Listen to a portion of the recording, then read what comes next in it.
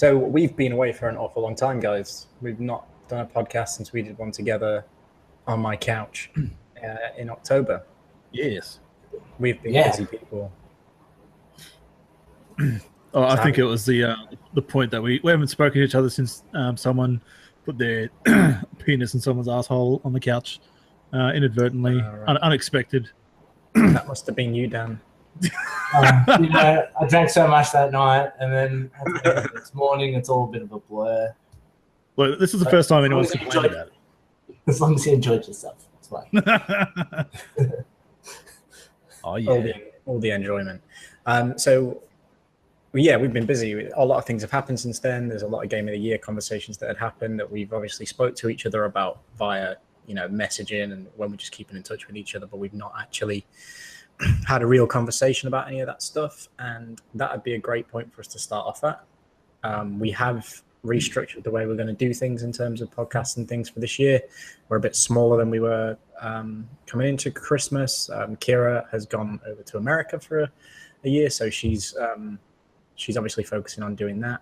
Lauren's obviously moved up to Queensland, and she's been sort of dealing with that move since we last saw her as well. So it's just the three of us pretty much holding the fort at the moment. So given that we've all got jobs and shit, we've got to make it work around us. So your dog. Did you both have an enjoyable Christmas period? Yes, I certainly did. I travelled interstate to see family from Queensland to New South Wales, Newcastle primarily. So that was good. Down there for about 10 days and got sunburnt, drank a lot of beer, and checked out the talent. And yeah, that was good. Typical chump remark. Dan, how did you finish? Yeah, mine was great. Spent some time with the missus. Got a VR for Christmas, so that was nice. That was good. Saw some movies. Drank a bit, and yeah, had a good two weeks off. So it's very enjoyable, very relaxing. Damn right, man. Sounds good. Not too hot either down here.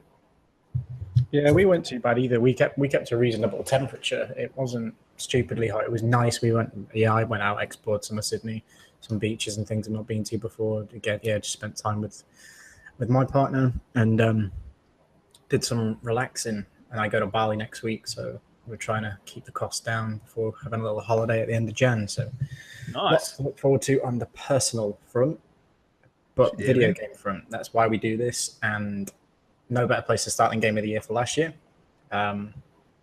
It pretty much was universally Overwatch industry-wide. All of the major outlets seem to lean on Overwatch and praise it for what it's done. So we'll just quickly gloss over if we'd agree with that, and I'll start with Dan. Yeah, as a industry thing, I probably agree with it. My personal one, no surprise, it was Uncharted. And I do believe it came pretty close with those ones and Inside. But I think what was impressive about Overwatch was the fact of, it's not a game for me, but I can appreciate the fact that there's this game that's come out and it's managed to keep a community in a time where there are a heap of multiplayer games coming out, like Division and Rainbow Six last year, and Destiny, like they just keep pushing them out. And the fact that Overwatch is still going strong, if it was released later in the year, I think it might not have got it. But because it was released so early and it kept it all the way through, similar to how the last year Witcher was kind of the game of the year, and because it came out in May and people kept talking about it for so long, it just sticks with people, and that's why I reckon it was worthy of getting that game of the year. But my personal one was Uncharted. Just shift for the fact that it was a wrap up of the last one. It was a little bit longer, so got you more time with the characters that you loved, introduced you to another character who totally fit in, and gave me one of the most satisfying endings to a story in a game that I can remember. Like it was so satisfying, and it didn't rely on just killing someone off to make it feel emotional. It was like, no, it put you in the scenario, and it was very satisfying. Cool. Chum? Well, look, I haven't played any of them. The winners. I haven't played Uncharted 4. Runner-up. I haven't played Overwatch, although the character designs have intrigued me. For some reason, it's part and parcel of the whole deal. You get appealed to a game, not only because of how it plays, but what it looks like. And Blizzard are just spastically awesome at doing their character designs. That's one thing I really like about Blizzard games, and that's part of the reason why I tried WoW in the first place. But look at Overwatch, it's not my bag, man. I can't play a lot of first person shooters. Halo is pretty much it. As far as FPSs go, unless it's Fallout, but that's not really classified as a FPS solely. But look, I understand the hype. The porn's great. I had to retune my ears to check you did say the porn was great. Yeah. Yeah, I did. But look, I can understand. And obviously that must be a reason why it won, because I see it everywhere online. Everyone's talking about it. Everybody's playing it. A lot of the YouTubers, when they finish off, they're like, oh, I'm going to go play some Overwatch now. See you later or something. And it's like, well, cool. I have watched a bunch of people play online on Twitch and just to check it out. And I get it. But I won't be picking it up. And Uncharted, I haven't played any of them. So I don't intend to start at 4. So yeah, that's what I think anyway. As far as I'm concerned. So Inside, no, I haven't yet. I want to. Man, it's on my list. I have 10 games on my list that I've bought or yet to touch, and it's just one that's on the list that I've got to get back to. But it's just back catalog thing. It's a good problem to have. But as far as I'm concerned, throwing it out there, game of the year for me is Gears of War 4, mate. Gears of War 4, dog. It's the best shit ever. To be expected. Both of you landed on your the games you love. I did really think about Inside. I really did. Uncharted had the advantage of being the last one in a way. Oh hell yeah, man! And they're very hard games to compare. Yeah, that's the thing. Everything, when you're narrowing it down to one thing you've enjoyed more than anything, it's likely going to be the type of experience that you're usually enjoying, right? So, of course. But I can't consider Inside. I have played and finished Inside. I don't think it had the impact on me that it did on you, Dan, but this is all of our tastes. Overwatch, I agree with. I played a lot of Overwatch myself. I enjoy it. It's awesome when you're playing with friends. It is the tightest shooter I've played this year, and if you look back through our reviews, you'll see I've played a lot of shooters this year. And last year, come on, last year. Apologies, but I can't argue with Overwatch. I agree with everything that's been said about it. But I was trying to look at what game have I spent most time playing this year. How many hours have I pumped into something? And to get out of the other side of that would give me The Division. I actually played more Division than I played Destiny last year, which is crazy compared to the last couple of years where Destiny has been the time camel for me. Holy shit! Yeah, across the whole thing. But The Division, I clocked up around 70 hours on PC and 30 on Xbox. So together, that's closing on 100 hours playing that game. Wow, that's awesome, man. You can't really look past that. But for the sheer love of an experience I've probably had, I think it might have to be Virginia. It reminded me a lot of what was right about Life is Strange and some of the stuff that Life is Strange couldn't do because of its setting. It's a bit more of a noir kind of flick than a supernatural, this girl's got powers kind of thing. I wanted to say Life is Strange because I finished it in 2016, but the last episode actually came out in 2015. For my favorite game, I went down and wrote down a list of them, and it showed that I started Life is Strange on the 5th of January last year. And I was like, that was part of last year for me. Yeah.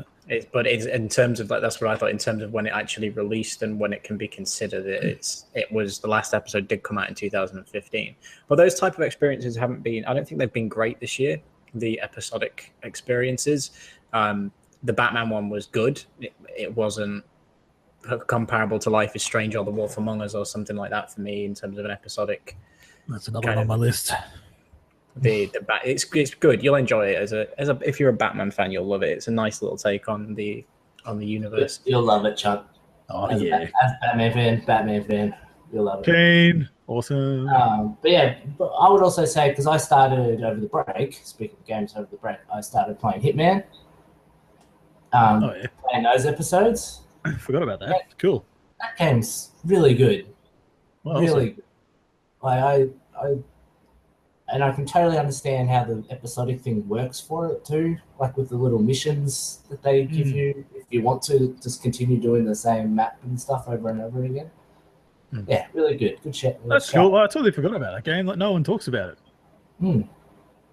Cool. I actually sit though, to contrary to my point of saying the game that you've played most this year. After replaying it a second time, I actually think the best experience I've had this year and the most, when you finish it and you just sit back and go, that was something, was Firewatch. Firewatch has been the most impactful experience I've played this year. No, last year, man. Get with the times, mate. Last year. So yeah, it'd be a toss up between the thing I've played most and Firewatch. So for that, I'd say I'd give it to Firewatch. Wow, that's cool. But obviously, Overwatch, Division, they both consume more of my life than Firewatch has. But it's something that I'd put down, sat back, and went, that was pretty good. And the more you sit with it and think about the experience you've had, you notice little things you maybe weren't noticing along the way. Yeah. Filling your camera up when you're out in the wilderness. You never get to review the pictures you've taken or anything like that, but then it's used in a nice touch towards the end of the game, which I won't spoil just in case people haven't played it, or people are waiting to play it. Have either of you played it? Nah, man. But like, I missed it. Hearing you talk about it, it's kind of like the whole less is more thing. I mean, you could play 100 hours in a game and it'd be a big part of your year, but there's always that one little story that sticks with you more than anything else, and sometimes those things mean a lot more than the other ones. And if we were being focusing it on us and just going, which of the games we played in 2006, it'd be Life is Strange, hands down. Life is Strange set the bar too high. The first time I played Firewatch was just after finishing Life is Strange. And then the second time I played it was after being away for it for a long time and after being away from episodic titles for a long time. I played it as a palate cleanser for all of the shooters that I played. And I finished it. I was like, that was absolutely amazing. Like, I enjoyed it more second time round. So that's Game of the Year chat done. Shall we look into 2017 a little bit? Do we want to say what our letdowns are? Or disappointments? From last year? Yeah. Oh, that's what LD is. Yeah, letdowns. Right on. There was too many to even consider, but we'll attempt it. I'll make mine quick. So mine, I still consider it a good game, but it was such a letdown of what I was hoping, and that was Mafia 3. I reviewed it. It had so many technical difficulties. At the time I reviewed it, there was not a lot to do, and I saw that they just uploaded DLC and stuff to it recently, where in my review I say, you can't customize your car. There's not much to do around there that you could do in Mafia 2, and now they've just put it in there. So if you watch my review now, those complaints, which were my biggest, have now been taken care of. But so that was probably my letdown. But I still had a good time. But that's definitely biggest letdown. That's the main thing, indeed. Jump. Yeah, I'm just trying to think of what games I actually played last year. There was a lot. Let's try to find a list of games that I actually bought. I ended up trading in a bit. Fuck, where did I put that list? I know. Let's bring up my achievement list. Bear with me, lads. I can remind while you find that. Go nuts.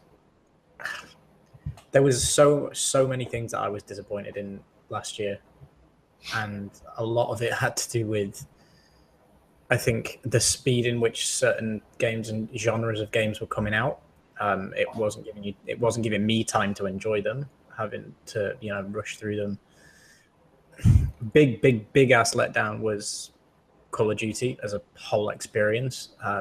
Modern Warfare Remastered is brilliant, but now it's literally just being hopped on as how do we monetize this, and it just kind of shows that Activision don't really care about keeping the essence of the original experience there. Now you've got all customizations and weird microtransactions being thrown over the top. I thought that was pretty tame, to be honest. It's not cool. WWE 2K17, not a good enough improvement. Sick of spending money on those games when they're literally now they've gone back to incremental upgrades after they made a few pretty drastic ones. So that wasn't excellent. Even FIFA crashes on me all the time. I've reinstalled, I've uninstalled, I've moved my saves, I've deleted my saves, I've done everything I possibly can, and it crashes all the time. So that's obviously disappointing. And past that, I think it was just a lot of industry stuff that was more annoying than actual games. Obviously, games getting delayed is now it is literally an expectation for everything and anything you're excited about. Still don't have Persona 5 in my hands, and thusly I do no longer own a PS4 because nothing I wanted to play on that platform ever came out. So 3 years into its life cycle, it's a bit of a joke. That's pretty shit. I don't think VR hit the heights it was supposed to last year. I'm so happy I cancelled my pre-order. Nintendo making weird maneuvers to, you know, put consoles out and only make seemingly 3 of them per country that it's getting shipped to. The industry as a whole annoyed me last year, if I could put it on that.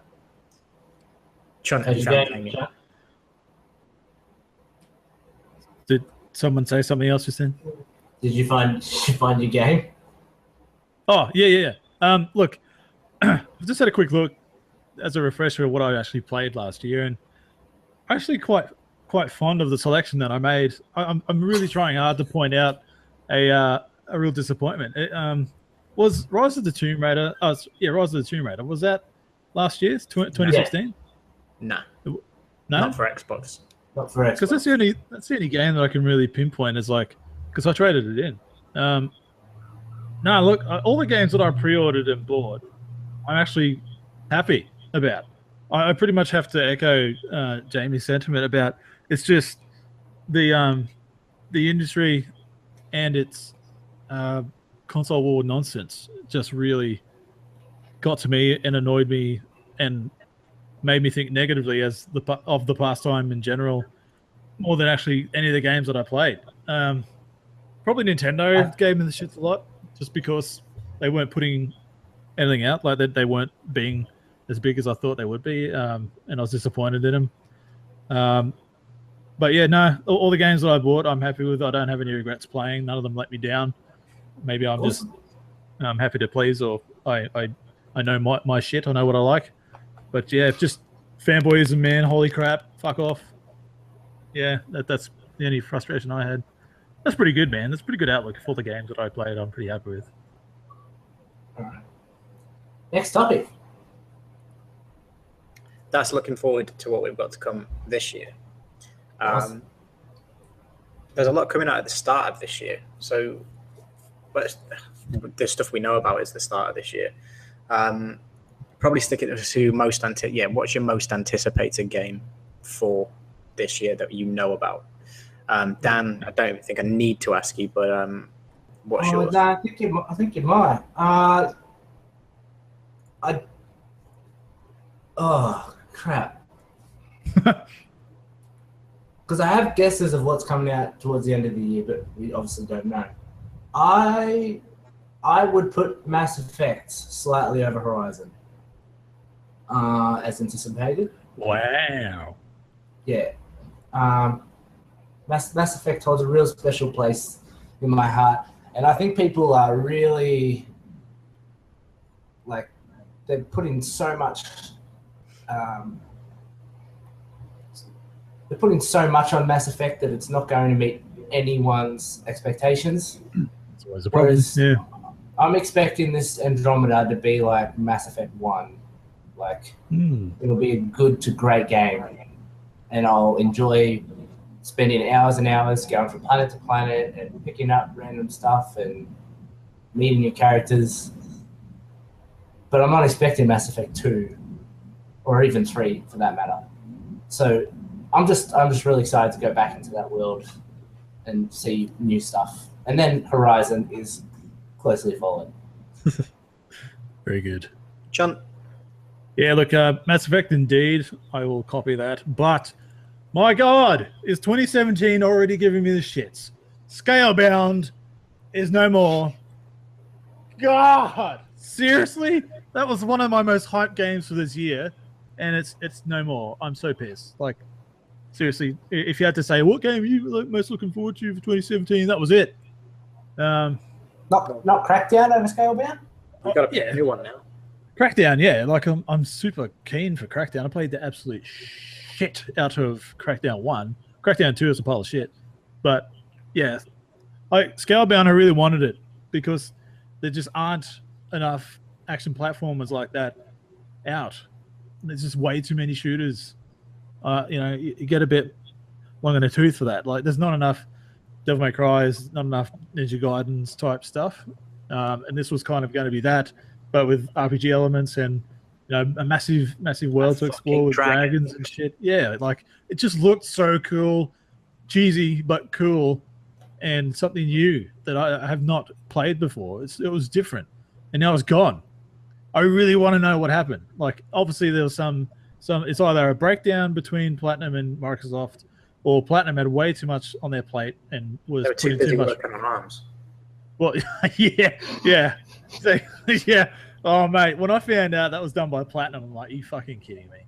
Like, Platinum are just pumping out these, like, mid-tier or less mediocre games and stretching their resources out. And they have such potential, and that game proved it. Like, that game could have been great, but, so we'll never get it now. But, otherwise, your Mass Effect and your bloody Crackdown.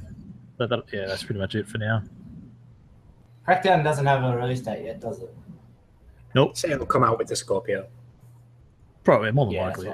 They want to emphasize that cloud computing stuff and give it enough clout. The reason it probably hasn't come out is because they're saving it as a Scorpio launch. Yes. Been developing for absolutely ages.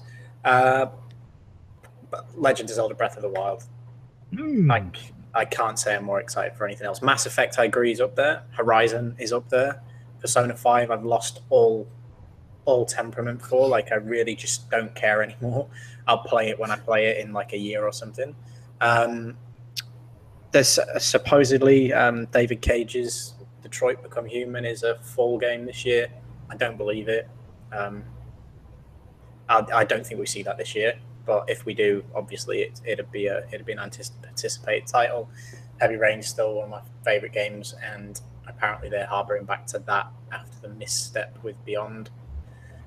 So, it's got to be Zelda. There's nothing else coming that I think, oh shit, I really need to buy that. We'll get the usual shooters and the incremental updates to sports titles and things like that, but they're a purchase now. I just look at them and go, I update that every year. But so no one's excited to play Skyrim, a 10-year-old game or whatever it is, on the Switch. No one's excited for that. No, I'm not. for that matter, it'd be great for a plane journey, but a lot of the uproar re Skyrim has been that it's going to be a $60 full retail price game. Fuck that noise, man. It's not even full price for the HD remaster on the new consoles. Man, that's disgusting.